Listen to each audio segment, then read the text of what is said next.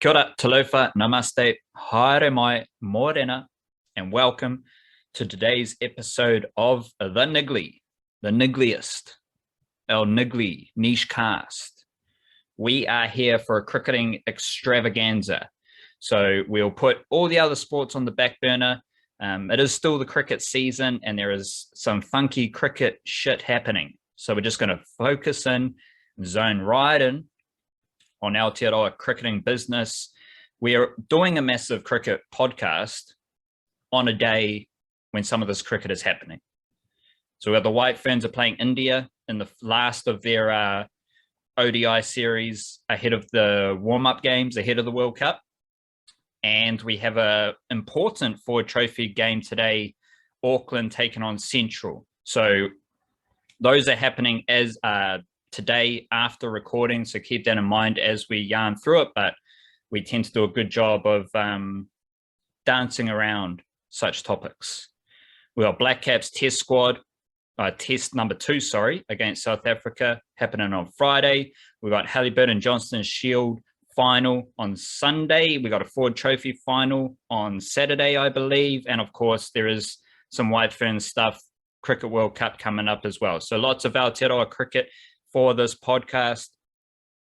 And if you do enjoy the Niche Case, if you do enjoy our podcasts and all of our content, however you get our content, jump on patreon.com/El Niche Case, EL Niche Case, and join the Patreon whānau. We do a big old podcast at the start of the week, reacting to the sporting weekend for our Patreon whānau, as well as just the good vibes of the Patreon whānau supporting us directly and a beautiful two-way street of Aotearoa sporting vibes. So big it up to the Patreon whānau. And if you do want to support the Niche Case, the best way to do so is via Patreon, patreon.com/El Niche Case. Every Monday, every Monday and Friday, we also deliver a email banger.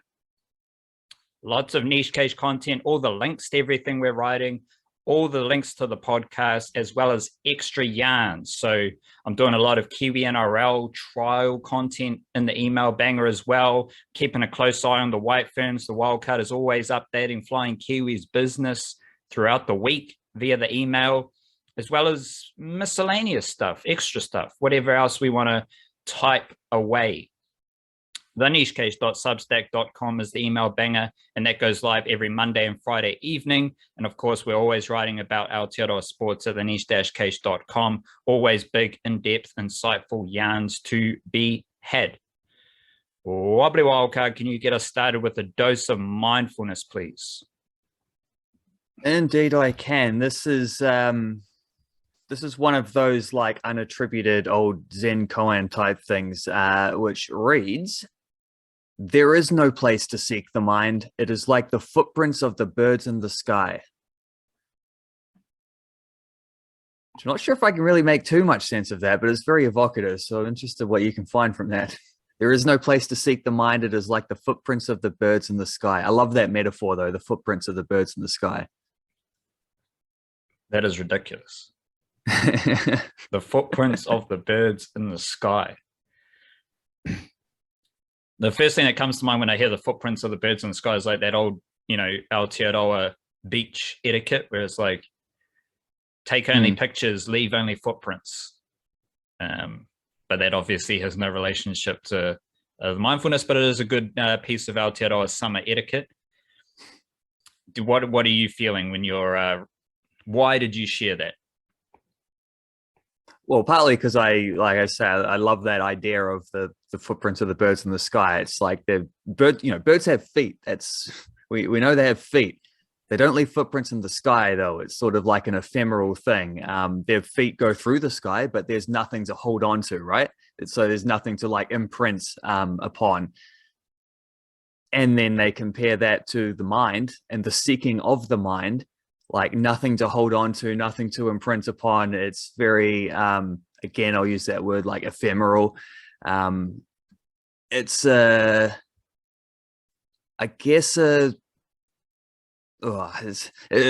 one of those things. It depends how far you want to go with it, or depends which angle you're coming at it from. But a nice reminder, perhaps, that the things we perceive, you know what it reminds me of actually, is that idea of how like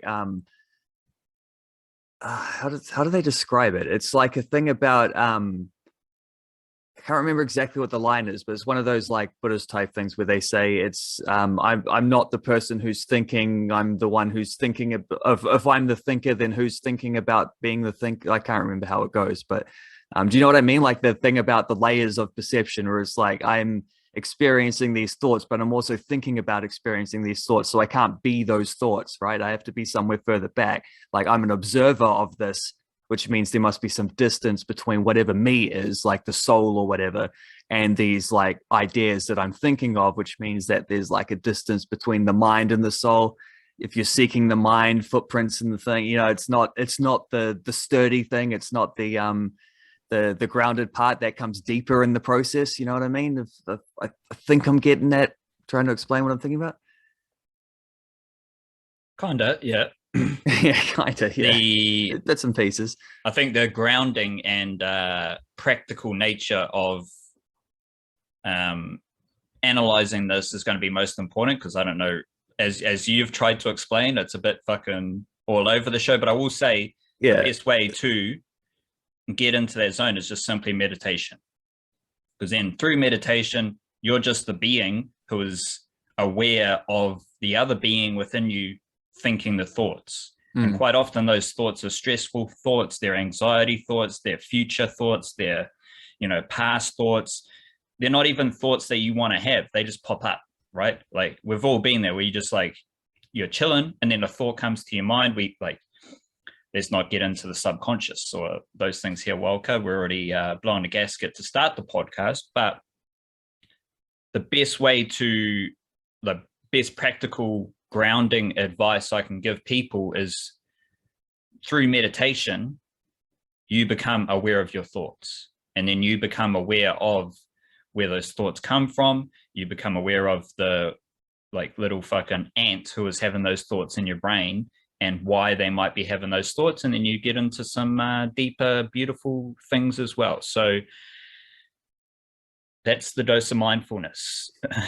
Yeah, that's a good example though. Like, because when you meditate, you also become aware of that distance, right, between thoughts and thinker, which makes those thoughts it makes them feel, you don't cling onto them so much, right? Because you feel the distance between them. It makes them feel like they're just a little bit more frivolous than they felt before. Like when you're focused on them, they feel like the most important thing, these anxieties that you're stressing about.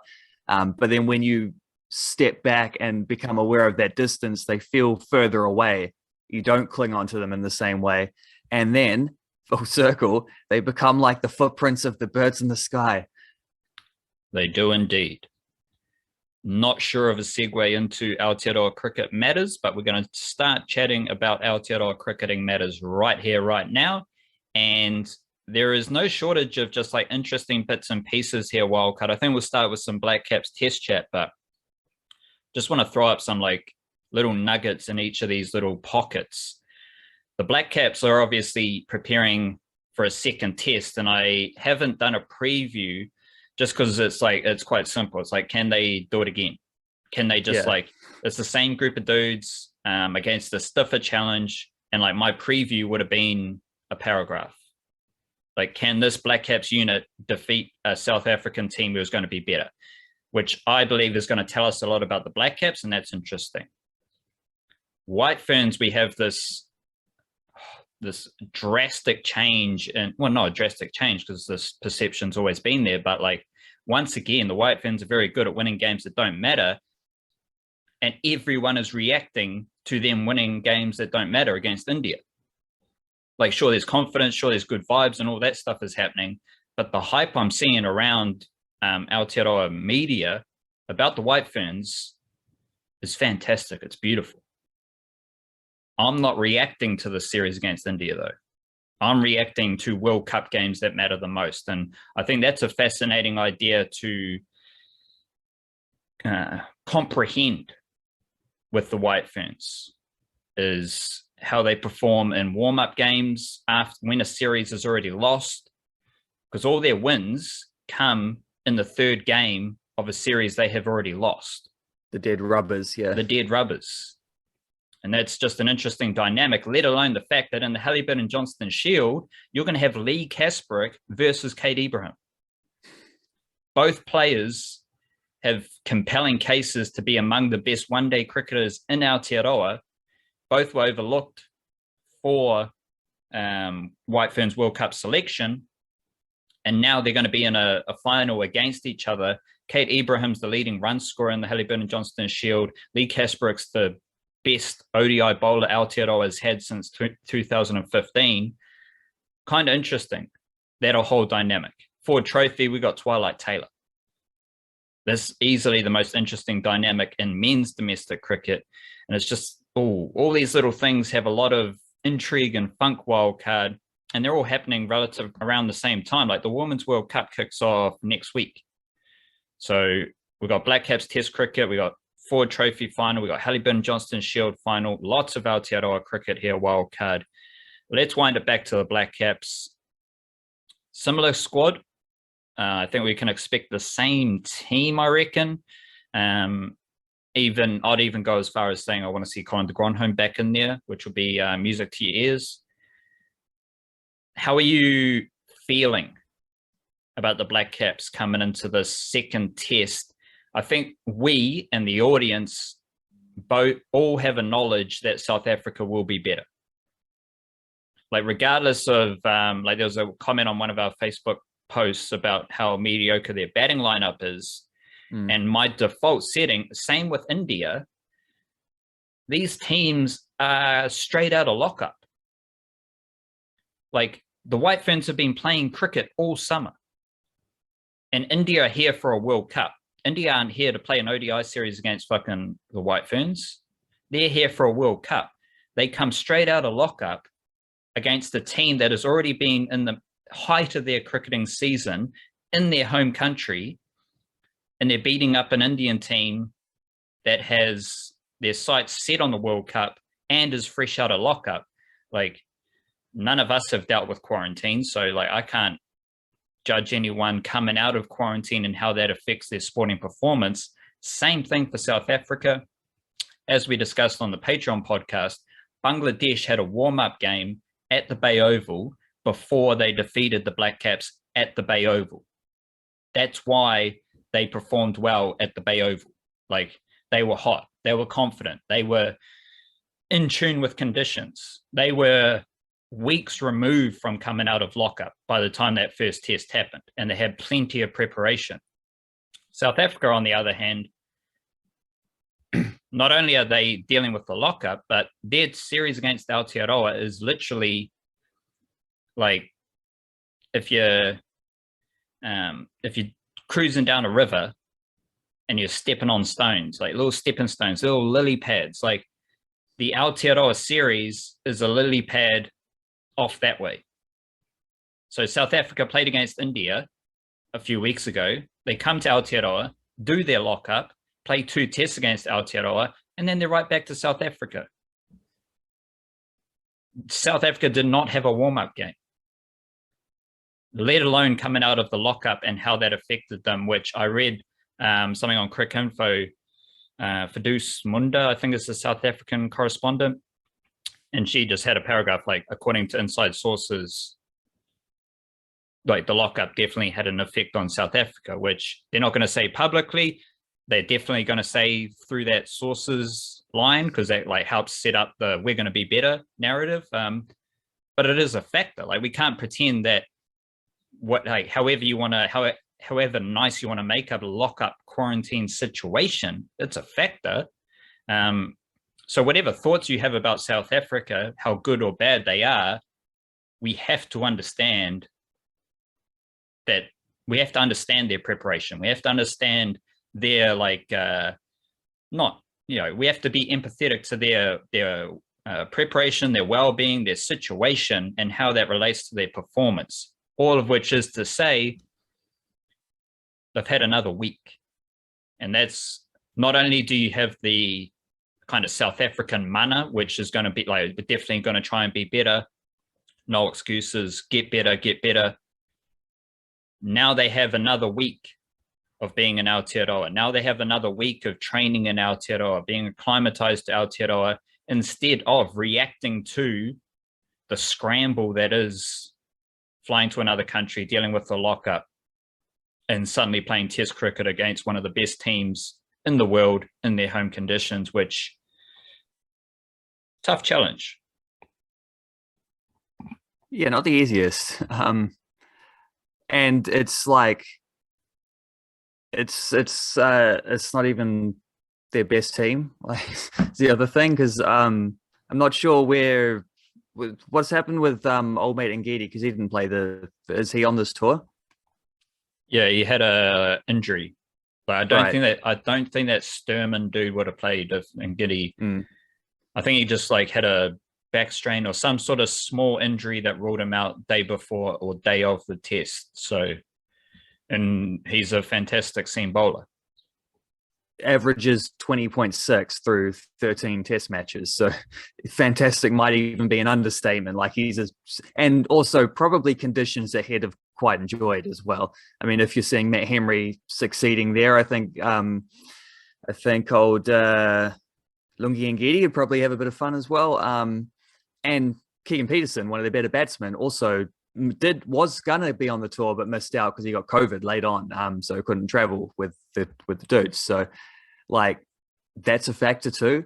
And then also just some of the stuff that we talked about on the Patreon podcast on Monday. Like this is a South African team that like we have talked a lot about the Blackcaps going through a little bit of a transition where you're like BJ Watling's retired, Ross Taylor's retired, Kane Williamson's missed a couple of tests in a row, Trent Bolt wasn't there. Like it's really difficult to overcome senior players, like experienced players who the team has relied upon for a long time, who suddenly aren't there.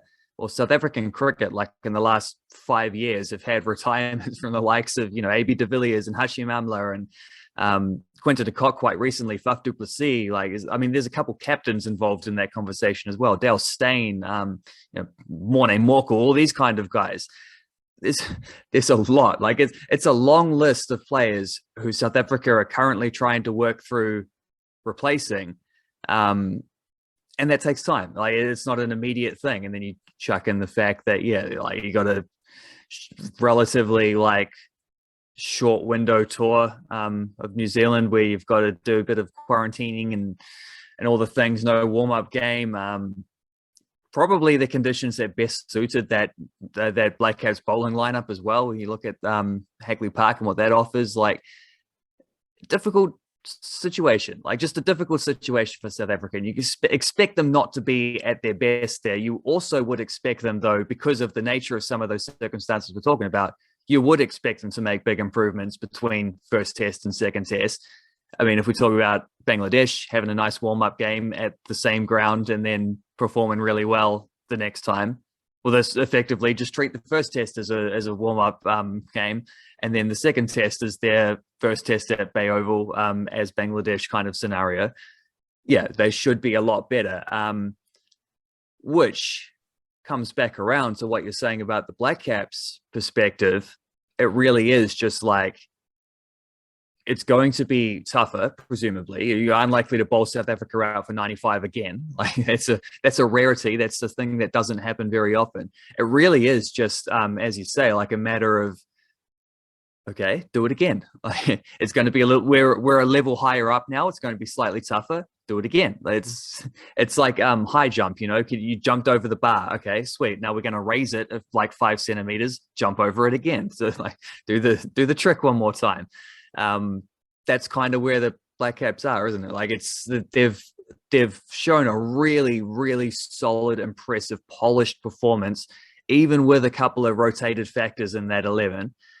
Now they've got to repeat the dose, and if they do, I'm still like stunned by this fact, but if they do, it'll be their first ever Test series victory against South Africa. Like that's what's on the line, like legitimate history, like the kind of thing that goes beyond even in Test match championship stuff, even though that's also very important here because they really probably need to win out in their remaining home fixtures. I think there's this game, and I think there's a tour either later in the year or early next year against Sri Lanka couple test matches. I think that's the rest of their home test championship cycle stuff. Plus, obviously, there's games, through mid-year as well, away tours. But probably need to win 3 out of 3 of those ones if they're going to get back into the final again. So very important from that context. Very important from the idea of like a win or a draw seals a series victory against a team that, for whatever reason, had just really struggled to beat.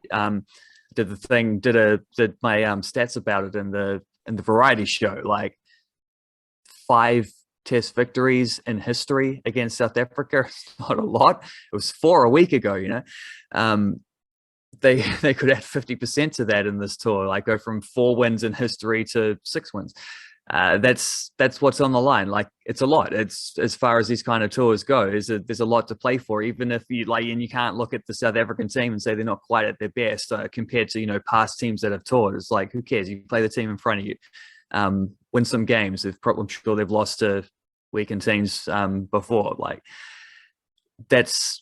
it sets up a really intriguing like all of these contests, but there aren't a lot of like new individual battles or anything like that to talk about. It really is kind of the same thing, just do it again. The one thing that I've realized that people around the world are very good at overlooking like detrimental situations. Like, they're very picky in picking out terrible situations or detrimental situations, and they don't like see.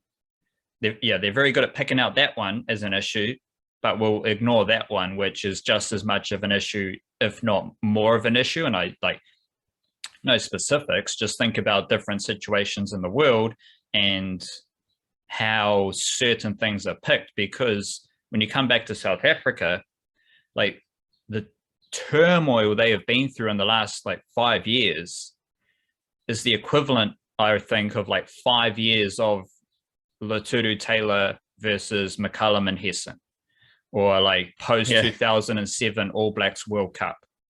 Like, South Africa have been through years of that, whether it's their racism stuff, whether it's the Cricket South Africa board and bits of corruption and mismanagement, bunch of different things. They have just been in constant turmoil. Whereas Kiwis are like, oh, it's South Africa, they're just like great, like everything's fantastic. They got one of the best teams in the world and there's no issues. Well, learn about South African cricket and you might be a bit more empathetic to their wider situation, because if New Zealand cricket was embroiled in certain corruption and certain mismanagement and racism undertones, it would be a nightmare for the Blackcaps, right? Like, it would be terrible. So that is what South Africa are doing. And they defeated India at home despite that, right? And like, they are here competing to the best ability of their abilities, like, while they all know their coach is under investigation by the national body and there's just shit happening. So, factor that in. Like, we like to think that, like, because New Zealand team, and I'm using New Zealand and Aotearoa specifically because New Zealand represents the side of Aotearoa that is, distant, that is a bit fucked in the head and just all over the show, that we're dealing in Aotearoa and what will be and what we truly are. A lot of New Zealand likes to think that, like, when the New Zealand team wins, it was because everything was fine and New Zealand was just the far superior team. Well, like, let's be like, there's a lot of factors at play here, and that only sets up wildcard. What bunch of wrinkles of intrigue in there, but it only sets up, can you do it again for the Blackcaps and Aotearoa coming into the second test. And something that didn't happen in that first test was top 3 runs. Henry Nicholls did score a century, batting number 4, promoted from number 5. But there was no runs from Tom Latham. Will Young, Devon Conway hit a 36. They did reach that magical marker of the first 10 overs, which is a rough indicator of a test victory. If your batting unit can like face out the first 10 overs, first 20 overs, you're doing pretty well. Opposition teams to Aotearoa, what do we have? Dean Alger dismissed in the second over, Irwi dismissed in the 10th over. Second innings, Irwi dismissed in the first over, Algar in the 4th over, Markram in the 5th over, Van der Dussen in the 10th over, right? So if you don't lose wickets in the first 10 overs, you're at least putting yourself in a strong position. And there were no top order runs in that test, but Latham and Young did see off the new ball to the best of their abilities. One area of improvement from the first test to the second test will be top order runs. And I actually think Latham's one of the best openers in the world. Will Young is consistently solid. I think a lot of people are overlooking how fantastic Will Young has looked at the start of his test career. Even Devon Conway for that. Even in India, he was just playing crisp shots. The runs weren't specifically there. I think he did get a first innings knock in the first test, but just the way he plays, he looks like a classy batter. And Devon Conway's just exploded in similar Kyle Jamieson fashion. But those dudes have all, to the various levels, they've all ticked boxes over the past 12 months. Latham's doubled down as one of the best openers in the world. Young and Conway have doubled down on commanding further test opportunities with every innings they play. And I think there's going to be a score from one of those dudes in the second test. So that's an interesting area of improvement, because Blackcaps runs came from Henry Nicholls, Neil Wagner, Tom Blundell, Colin de Grandhomme, and Matt Henry, which is awesome. It's to get those type of contributions in a test where the top 3 batsmen score 15, 8, and 36. That's how you win tests. That's how you win another World Test Championship title, is that when your top order isn't scoring runs, your middle order is scoring runs, and your tail enders are scoring runs. When your top order is scoring runs, then it's just up to your middle and lower order to polish off the innings. But both need to happen to be a successful test team. And with the ball, Matt Henry took a lot of wickets. But it was the combination of Blackcaps bowlers that really dismantled South Africa, I believe, because the toil and the battle of facing Tim Southee and all of his tricks. And then you got to deal with Matt Henry, who's nipping the ball both ways. Kyle Jamieson comes in and he might bowl you a hoop and in swinger as a right-hander from 2 meters tall, and then he's going to get one a straighten. Neil Wagner is getting wickets as a swing bowler, and he's also got that threat of the bounce attack. So it's there's no one dominant bowler in there. You can point to Matt Henry's 7-wicket haul and the history-making feats of that haul, but it's a pure team bowling unit, and they complement each other. They are all as skillful as each other. They are all as disciplined and patient as each other, and it's just kind of who takes the wickets on that day type of thing. And they all take wickets most days, so that's pretty good. So the only real genuine area of improvement or other contributions that we didn't get from the first test, I think, is the top order batting and how they bounce back.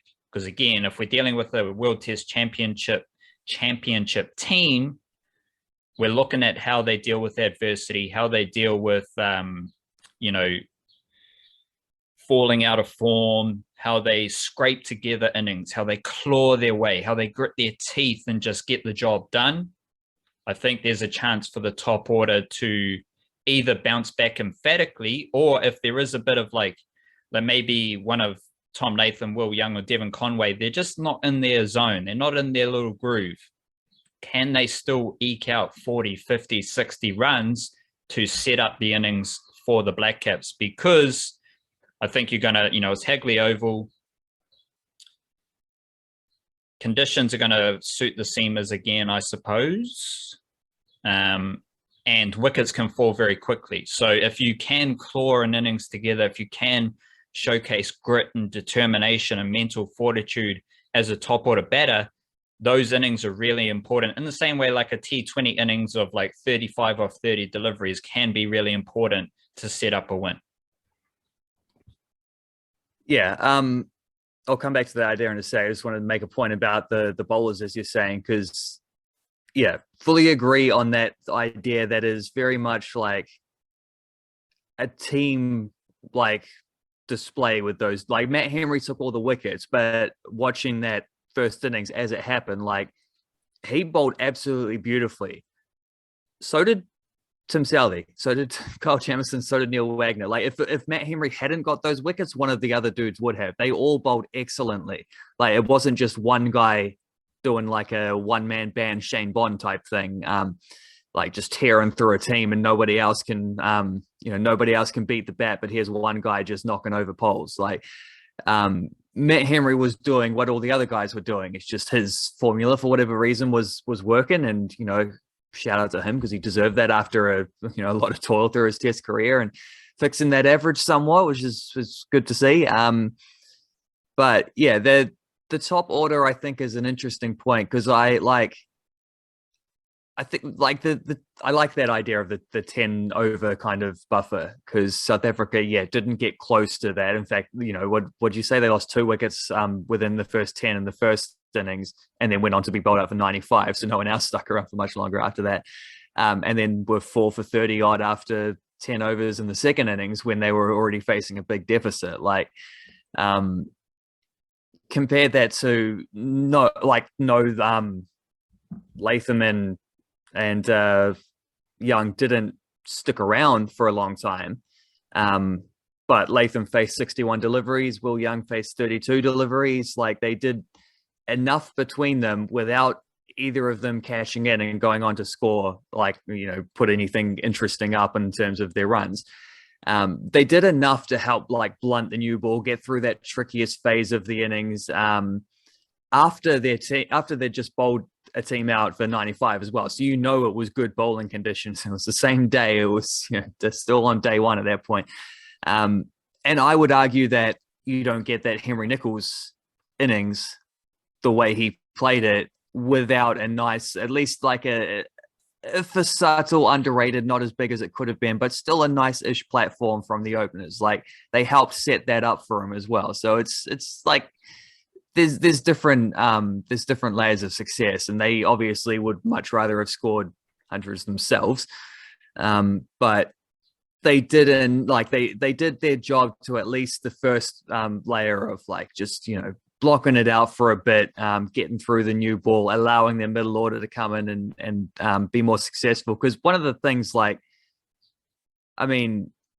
Conway stuck in for a little while as well. 36 is this the lowest score he's ever got in the first innings of a test match, but it's higher than anything he's ever done in the second innings, which is very weird. But so it goes. And then Nicholls obviously cashes in, but the game.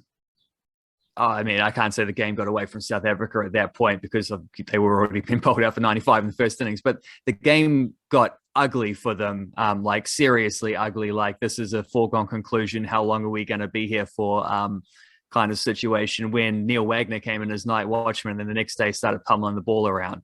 And then there was just Daryl Mitchell didn't stick around, but Blundell came in and scored at a decent clip, 96. De Gronholm, 45 at better than a runner ball. There were a lot of bonus runs almost on top of the hard work. You then got lower middle order guys coming in and just having some fun and really accelerating the game away from South Africa.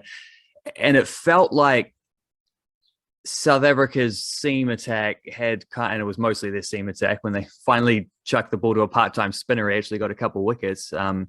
Aiden Markram, including de Gronholm, toss one up and let him. He's on 45. Who cares? I'll try bring it up with a 6 when I don't need to, and just get caught on the boundary. You take what you get with that dude. That's why he's so much fun. But it felt like they'd lost morale, and they let it get away from them further because they were getting the beat down a little bit, and that comes with not that. That starts with not letting them get on top of you at the beginning from the openers, grinding through and stuff. So hopefully we do see some more of that. I've got a I've got high hopes for the Latham Young opening partnership now that it looks like it'll be like the long-term thing. And, obviously Devon Conway came in and looked amazing as an opener, but probably a more natural home for him at 3 or 4, which is where we're going to see him in perpetuity. But like, I mean, I was just looking at some of the past partnerships. See if I can whip it up again. So saved it for this purpose. So that Tom Latham has had as a test match opener. Like, he's played 1 test opening with Peter Fulton. There's a couple in there with Hamish Rutherford. 3 or 4 with Brendan McCullum. Good stint with Marty Guptill for a while there, and obviously Jeet Rivali had a thing gone with for a while as a partnership. Tom Blundell, and then Will Young. Like, considering that McCullum didn't overlap that much as an opener, and Guptill and Raval were, had nice stints there for a while, but weren't lost form over longer stretches of time in the test matches. And Blundell was, a little bit of a makeshift who maybe wasn't ever quite 100% of a natural home for him. Like, we're 8 innings into the Young plus Latham thing. It kind of feels like this might be the best, most natural partnership Tom Latham has ever had in terms of an opening partner in Test cricket. When I think about Will Young, I think, what are some defining characteristics of his batting? 2 things: soft hands, pull shot. Yep. Soft hands was the first thing I thought of too. Pull shot as well. What did Tom Blundell do in his innings? Soft hands, pull shot. Yeah. What does Kane Williamson do? Soft hands, pull shot. And I don't think it's a coincidence. Like, if you got Kane Williamson in your team, you might want to pick up some things. But yeah, and it's like the soft hands is the easiest thing to see. And I'm not surprised you mentioned it, but there aren't many batsmen throughout my test viewing career who are rapid on the pull shot. Obviously, Tom Latham has to be. I think he's the best opener in the world. So, of course, he's going to be on the pull shot quickly, but he's also diligent in what shots he plays. Rabada bowled short to Will Young, and he just hooked him. Easy. What did Tom Blundell do? Easy pull shot. How did Tom Blundell score runs in Australia? Pull shot. Like, you need to have both of those things. And it's very easy to look at the soft hands and be like, yeah, that's class. That's class. Because the regular joker is just fucking playing a fully fledged drive and nicking it off, or just getting a bit expensive. But so when you see a good batsman play with soft hands deliberately, as if they are in supreme control of a good delivery, awesome. I believe the pull shot is a better indicator of a quality test batsman. Now, you can't just have the pull shot by itself. You need to have some other shots as well. But if you're doing the soft hands and you're doing the pull shot, I reckon that is fantastic. And I think that's been on display in Will Young's career. To your point, I think it is a fantastic opening partnership that we can look forward to for at least 5 years, maybe. And then you saw it in Tom Blundell. How did Tom Blundell attack? He bowled short, I pull you. You bowl a good delivery, soft hands, might get a little 2 or 3 past the slips and score some runs as well. So shout out to them. One thing here, Wildcard. Who do you believe has the most wickets for New Zealand since the start of 2020? In test matches? In test Kyle cricket. Jamieson? Oh, Jammer. So that's like your soft hands. Because the pull shot is Tim Southee. Tim Southee has 65 wickets at an average of 20. Like, Kyle Jamieson has 62 wickets and an average of 17. Kyle Jamieson has taken 62 wickets. Southee's taken 65. And Southee has bowled 70 more overs than Jamieson in the same amount of games. So, yeah, Jamieson's better. He's more efficient. He's more effective. But we are dealing with some Tim Southee greatness. Tim Southee is second in the whole world for the most test wickets since the start of 2020. Ravi Ashwin's first, We know what happens there. But Southee is currently just kicking back in greatness, in certified test bowling greatness. He is emphatic, and he just always takes wickets. Talked a lot about his skill development and how he leads the Blackcaps bowlers in skill development. It's absolutely exceptional. 65 wickets in 13 games, second most test wickets since the start of the pandemic, more wickets than Jamison. Trent Bolt's got 45 wickets. And then you might get a bit of Neil Wagner, 37 wickets. So shout out to Tim Southee wildcard, but also I want to take this further because we are also dealing in another pocket of greatness. Amelia Kerr. Now, granted, she's going to play today for the White Ferns against India. All these numbers might get tinkered with, hopefully for the better, because there are a couple of batters, maybe just quickly, 9 batters who have scored over 400 runs in women's ODI cricket since the start of 2021.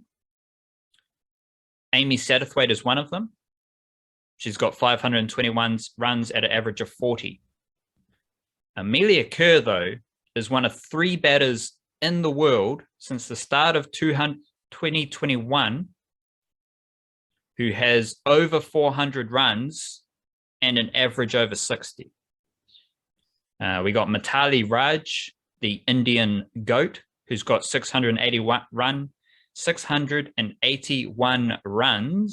Just got to slow down a bit here, crikey jack. At an average of 61.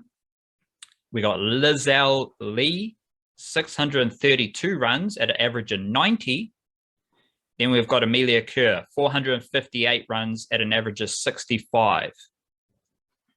So Amelia Kerr, as a batter, is currently one of the best batters in the world. She is part of a crew along with Amy Satterthwaite, who are the elite. There's less than 10 batters who have scored 400 runs in the last year, just over a year. Of that elite group, Amelia Kerr is one of 3 batters averaging over 60. So she is the elite of the elite.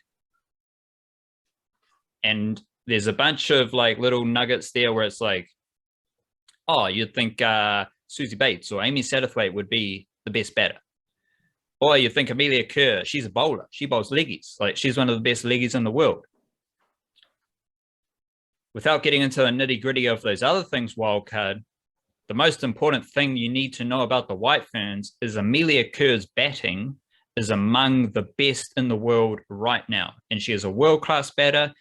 I would pick her as Aotearoa's best batter right now, including Suzie Bates, including Amy Satterthwaite, including Sophie Devine, whoever the fuck you want to throw up, I'm going to go Amelia Kerr.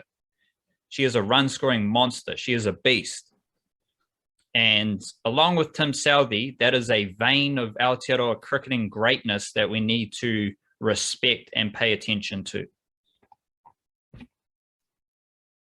Yeah, I mean, like, it's probably one of those examples of things where, similar to what you're saying before about like where people maybe pick and choose their excuses or their reasonings as fans. Sometimes there's also like, there's like the odd, I mean, one of the things that we do like as the niche cash is to like, correct seems like a bit more of a hardline word, but I'll use it like with that asterisk, like sort of correct some of the misunderstandings that are out there and just be like, well, maybe the fans like service type media that you get about teams sometimes is maybe like a little bit biased or playing up to certain ideas, and maybe there's like things that people miss. In this case, I think it's just as simple like Amelia Kerr did come up as just this ripping leg spin bowler, and her emergence as a genuine all-rounder to where she, in the ODI stuff, probably a batting all-rounder at this point. Like, the batting has been more effective than her bowling in recent times.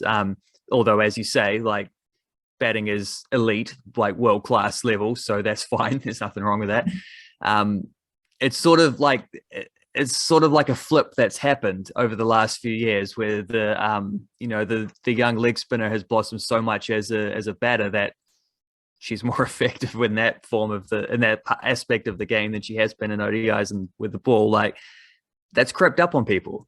Not entirely, because obviously there was the what was it, like the double.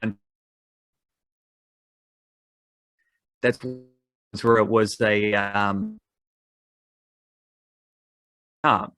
it was also like battering a minnow team. Like, it wasn't necessarily the be all and end all of where she was at that point. But like, as I say, a sign of things to come. This is now what that has like led to. The 100 against India, the start of this series, was her second 100, I think. So her first one since the 200 against Ireland. So it's like a nice culmination of coming back around to the promise she showed in that innings, to now being like, no, this is just how good I am as a cricketer now, sort of thing. You mentioned batting all rounder. I'd say she is a batter. I mean, she gets the overs, so and she's normally good for easier. And I would draw a comparison to Steve Smith. Steve Smith, very interesting. Started as a leggy. Like, he's not as good as Kane Williamson, but he's one of the best test batters in the world. No one's as good as Kane Williamson. No, well, it's not set unrealistic standards. Yeah. So the Amelia Kerr is getting overs, and I want to make the headline here: Amelia Kerr's greatness. She is a fantastic batter. She is a world-class batter. She is, I believe, Aotearoa's best batter right now. What's interesting is that the White Ferns World Cup squad was selected, I believe, with the idea that Amelia Kerr will be a frontline spinner. Simply put, Amelia Kerr's batting ascension has coincided with her ODI bowling falling away. So, without getting into statistics, her ODI bowling has fallen away at the same time that her batting has developed and increased and ascended. I believe the White Ferns squad was selected on the basis that Amelia Kerr is the frontline spinner. Then you get extra overs from Amy Satterthwaite, Frances Mackay, and then Fran Jonas. So if Amelia Kerr is your frontline spinner and you've got Satterthwaite and Frances Mackay offering spin as well, and you've got a predominantly seam-heavy bowling attack, there is no room for Lee Kasparek, which is understandable if that's your mindset and that's what you're doing. I'm interested in, and I believe that Amelia Kerr's best bowling comes alongside Lee Kasparek because they are a tandem. They're a duo. There's no pressure on Amelia Kerr when she's operating with Lee Kasparek. So I've witnessed Amelia Kerr's bowling decline, which is a bit rough, but that's what it is statistically. I've followed that. I've tracked that just the same way that I've tracked her batting ascension. So now the White Ferns are operating under the premise that Amelia Kerr is their frontline spinner, and she is also batting number 3, which I believe is a lot of pressure for a young cricketer like Amelia Kerr. And I'm fascinated to see how that plays out, because you might get a World Cup where Amelia Kerr is the leading run scorer, but as the frontline spinner, she isn't as effective. And I think the White Ferns are placing more importance on Amelia Kerr's bowling than they are her batting. I think what I'm arguing is that the White Ferns should embrace Amelia Kerr's pure batting greatness, and whether it's with Kasparek or it's hard to do it in the squad they have, but you can still do it. Amelia Kerr is just an extra bowler.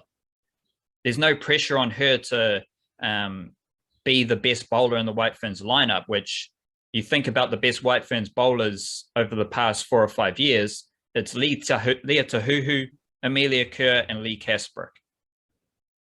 I think the balance has shifted towards Amelia Kerr being one of the greatest batters Aotearoa has ever seen and offering more than Steve Smith part-time spin, but like secondary spin. But for the World Cup, the White Ferns are going to play Amelia Kerr batting number 3 and Amelia Kerr definitely bowling her 10 overs as the frontline spinner. And that is a lot of responsibility for Amelia Kerr. She is a fantastic cricketer, fantastic young woman, so she probably embraced that challenge, but I'm curious to see how it plays out. And I want to throw up the realistic possibility that Amelia Kerr might finish as the leading run scorer for the White Ferns at this World Cup.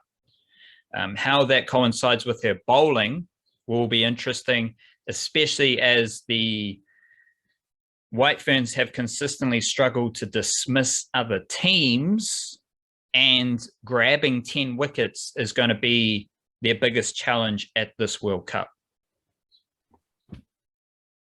Yeah, just looking at some of the numbers, and she has overall played 45 ODIs, 66 wickets at 25.92, the career average. But in her last 16 since the start of 2020, 19 wickets at 35.21. So the last 2 years has seen her average be like, 10 runs worse than what her career figure is overall, and that includes that as well. So I'm guessing it was lower than that prior to then. So interesting. Like it's definitely well, let me take that. It's a real thing, If you want to get statistical,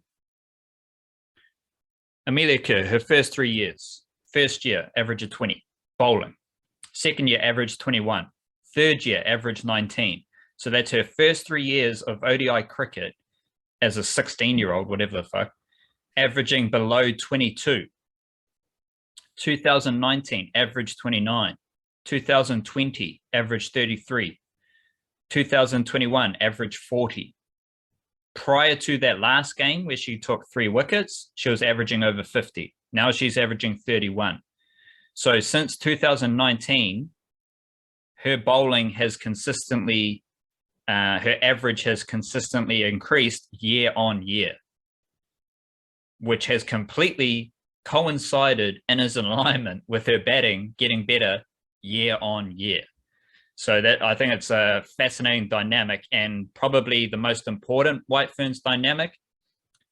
And if we're talking important White Ferns dynamics, what the results don't show, what their like dismantling of India doesn't show, is that Southee Devine is a completely different ODI batter than she is a T20 batter. Southee Devine's ODI batting is the same as Amelia Kerr's ODI bowling. It's got worse year on year over the last 4 years. After a period where she averaged 30 for like 7 consecutive years, now she's averaging below 20. But the White Ferns are winning. So the White Ferns are winning these games, and I have a clear track record of Amelia Kerr's bowling declining and Southee Devine's ODI batting also declining. And those aren't shared in all the White Ferns hype or the White Ferns PR. It's just about the good vibes. It's about the winning games when their actual issues don't appear to be solved or developed or changed. Yeah, I'm just looking at her 2020 numbers as well, Amelia Kerr's, because that is an interesting thing, because it doesn't feel like there's been the same decline in 2020 stuff. She's had a few fluctuating series, but well, a lot of them have been recently against England and Australia as part of why. But over the same course as what I was saying before, so start of 2020, 18 wickets at an average of 21, an RPO of 5.9, so better than a runner ball. Like there's not a lot wrong with that. Like her 2020 thing, and I wonder if this is just the nature of being a leg spinner, who rips the ball both ways, and when batters are being aggressive against you, as has to be the case throughout 2020 matches, it's a lot easier to take wickets because you can bamboozle them when they're like coming at you.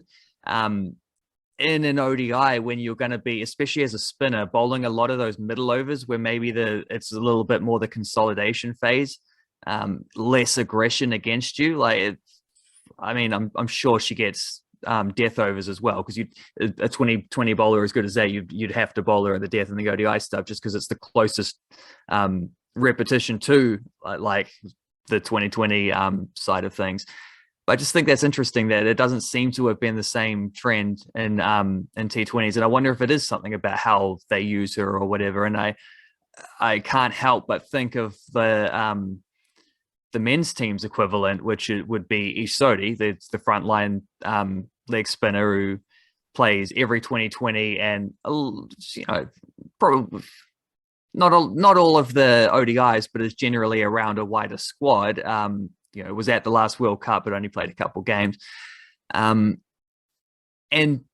would Southee, who has, maybe it's hard to compare between men's and women's sports, and it's generally better not to.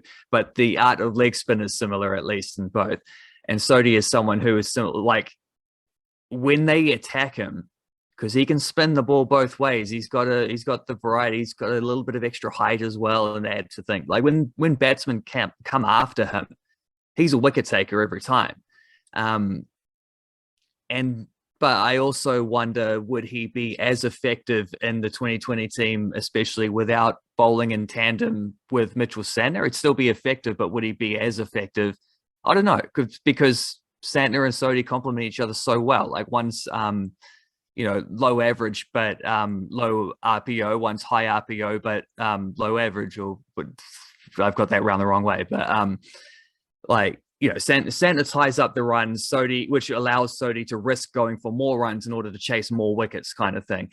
And it does feel like maybe Lee Kasparek, Amelia Kerr could have had a similar dynamic going on, which has been broken up at the moment. And perhaps bowling in tandem is, but then also at the same time, I guess Kasparek played a lot of the game since 2020 and was taking wickets, and she was the one doing a lot of the damage, outperforming Amelia Kerr and ODIs. So I don't know. It's an interesting one, but I can't help but think maybe there's something that's been missed there, not just about like Kasparek versus Kerr in terms of selections, but like how much better do they bowl with each other in tandem, kind of thing, because that Southee Santner formula is a nice obvious one for anyone within New Zealand cricket to look at and see, like, these two make each other better by bowling together in the same team.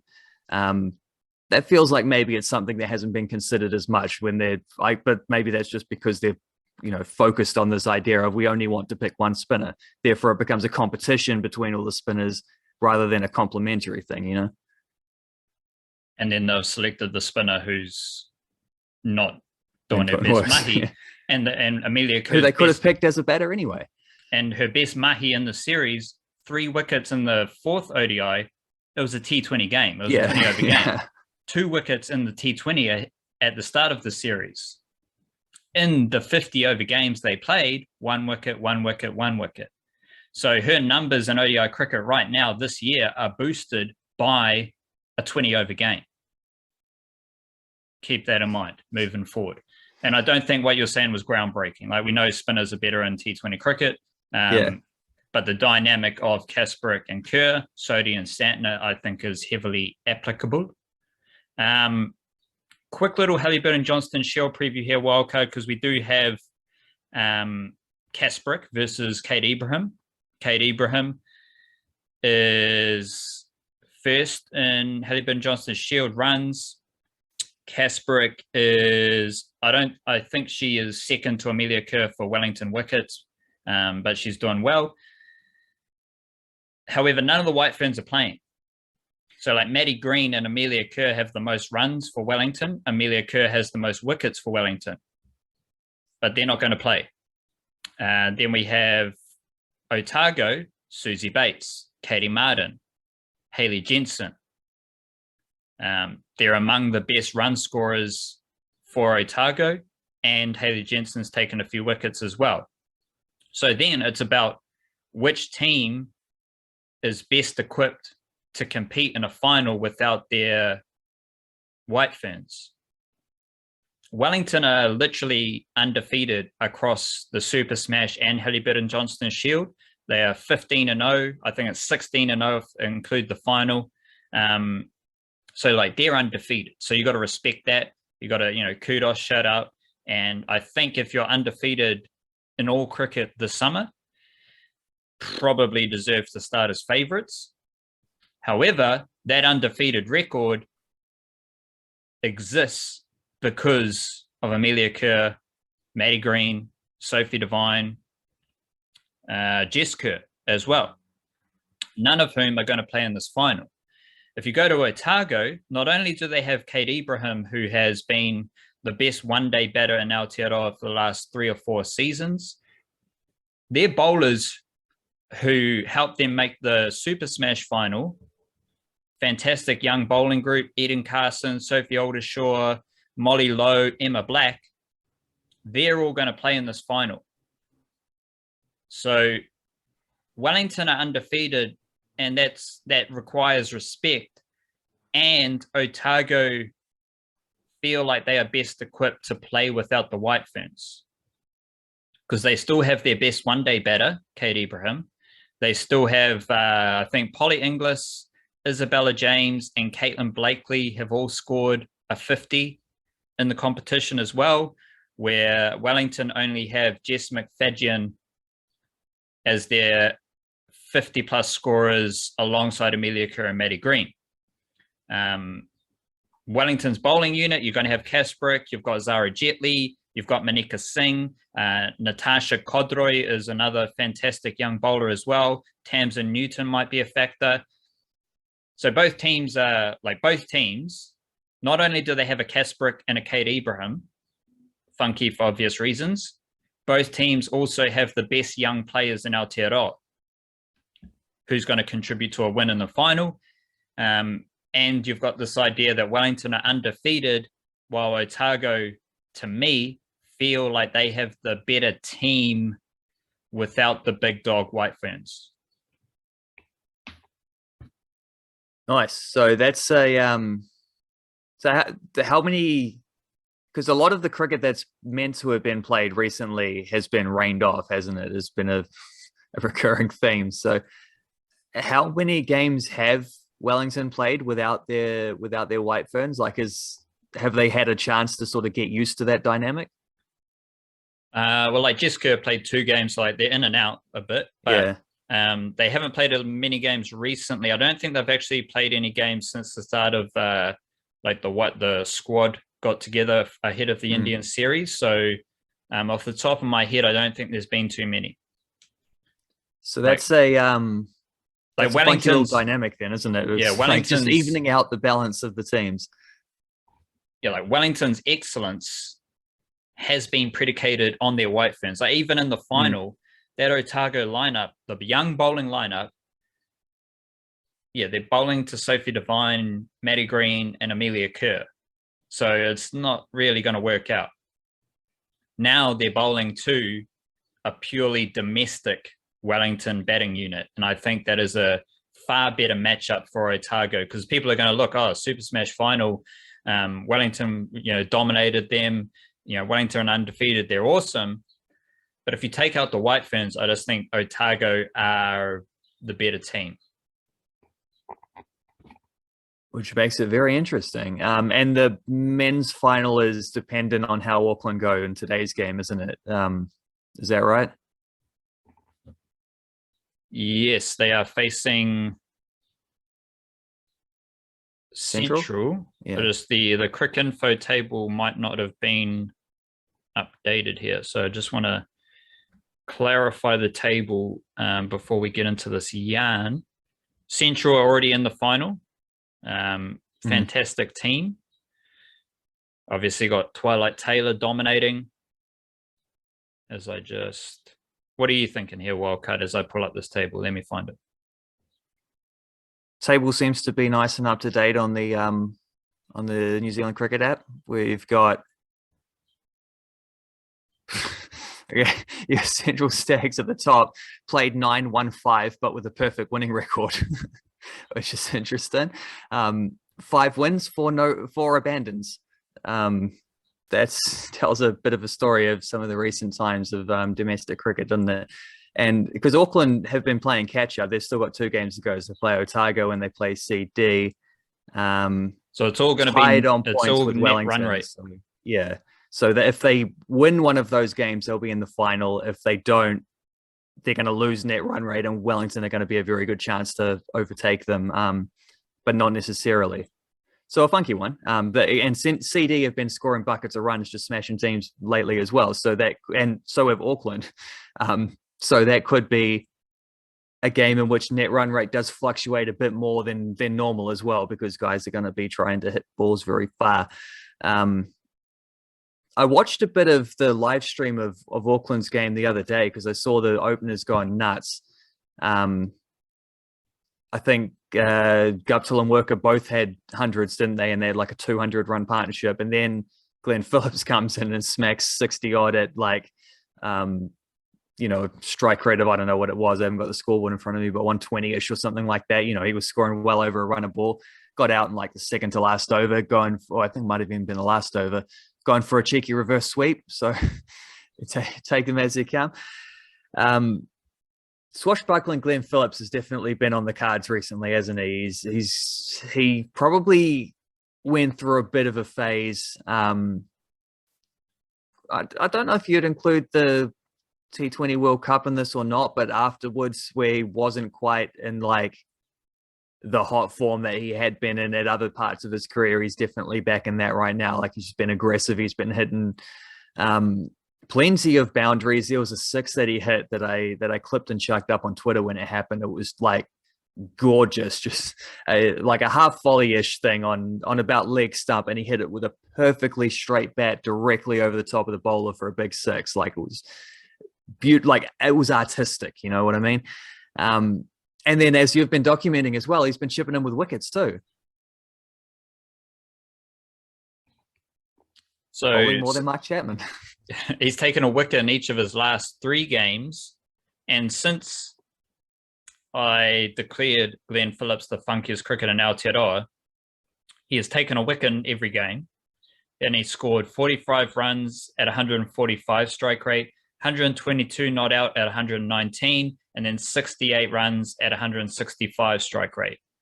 Right. So a bit bigger than 120, as I guess. Yeah, so, yeah. Give the funkiest cricketer in some Aotearoa. credit. Yeah, give him some love there. But basically, the funkiest cricketer in Aotearoa just like tripled down on his funkiness. Just to clarify here, wildcard. So if Auckland lose to Central, they can still qualify for the final. They just need to lose in a way where their run rate doesn't get twisted. Because as it stands, they are second with a better run rate. So for Wellington to qualify for the final, Auckland will need to lose kind of in disastrous fashion, I'd put it. Because then Wellington will overtake them on net run rate, both being on the same points. But Auckland can lose this game to Central and still qualify for the final. You mentioned the amount of runs these Central and Auckland are scoring. So, like, we've had that factor of Central playing playing a bit at Pukakura Park and how that impacts their stats and stuff.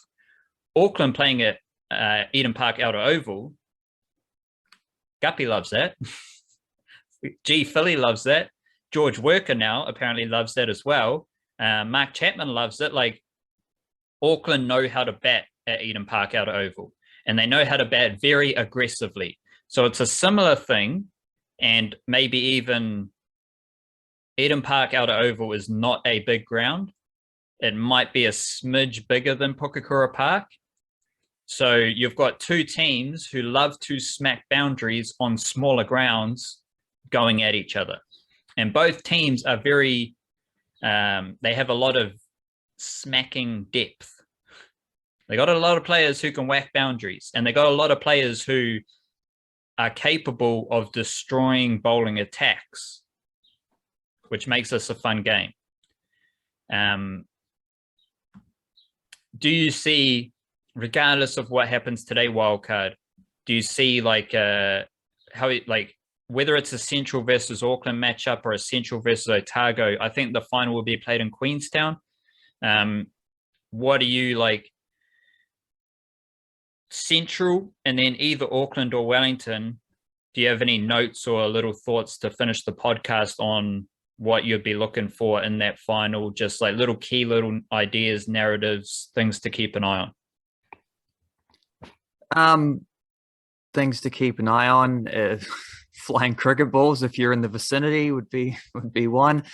I mean, because it was at Pukakura Park, but it's still astounding what Central did the other day when they put up like 314 or something like that in a 29 over innings. Like, they were on pace for 500 if they batted out 50 overs, but it was obviously, rain shortened, so that affected their mindset. Wouldn't have gone as hard as that ordinarily, but still, like, that was the game in which Ross Taylor smacked a 49 ball century. And then Auckland, a couple days ago, the game I was talking about, Guptill scores 100, Worker scores 100, Phillips scores a rapid 60 odd. They scored 3, and I think this was also at Eden Park Aotearoa Oval as well, wasn't it? Or Kennard's Higher Oval, I think they're calling it now, or some shit like that. It's weird one that they've found a sponsor for, but whatever. Like, they scored, 380, I think, 380 for 6, I believe it was, from 50 overs against Otago Volts, and effectively a must-win game in which the Volts were, like, I think they might have still had a chance of making, probably not looking at the thing, but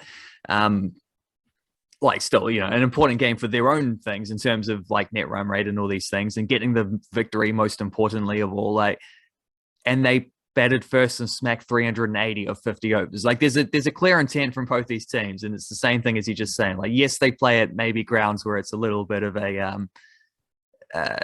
you can get a little more bang for your buck when you swing hard with shorter boundaries, but like most grounds in this country are also fall into a similar category to that. Like, they're too aggressive and like powerful batting lineups, and just the idea of a final, which would the final be on Spark? I don't know. They don't bother broadcasting anything else, but they might pop up with just the final. I'm not sure. It's been done in past years, but either way, it'll be streamed. If not, so the idea of like a one-day final between two teams that score heaps of runs, it's very hard to look past that as the most exciting factor. Like, it's a great matchup for that reason, because some team could go and score 350 in the first innings and the other team might chase it with 5 overs to spare, that is quite regardless of how they got there and everything else and who's in form and all these other various things we could talk about, like the prospect of a one-day final between two high-scoring, aggressive, enjoyable teams is pretty tantalizing. Or Wellington might make it. Yeah, holy It'd also be good. Shit. Give a bit of love to Wellington. I mean, they just have Aotearoa's best slugger, Finn Allen. Yep. Who was the only other bloke with over 100 runs and a strike rate not close to Ross Taylor, but up there. Like, Finn Allen smacks a cricket ball. Jimmy Neesham, Michael Bracewell. Yep. Like, Wellington don't lack their own firepower bowling. Logan Van Beek preparing for the Dutch ODI series against Aotearoa. Ben Sears. I think Rachin Ravindra will stay in that. They might be able to sneak him out of the test squad to play, which will be interesting if required.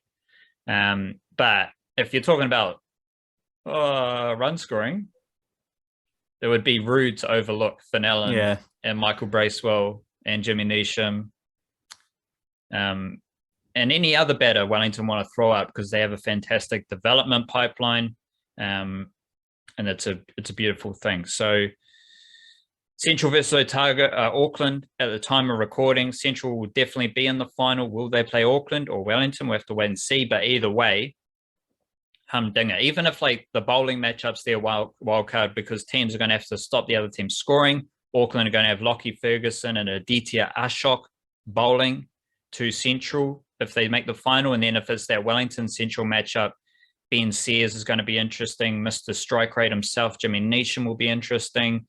And Central's bowlers, just a cheeky like New Zealand lineup, like Doug Bracewell, Seth Rance. Who's the other one? From Central, Adam Milne. Adam Milne, he's in my fucking photo. Yeah, there he is.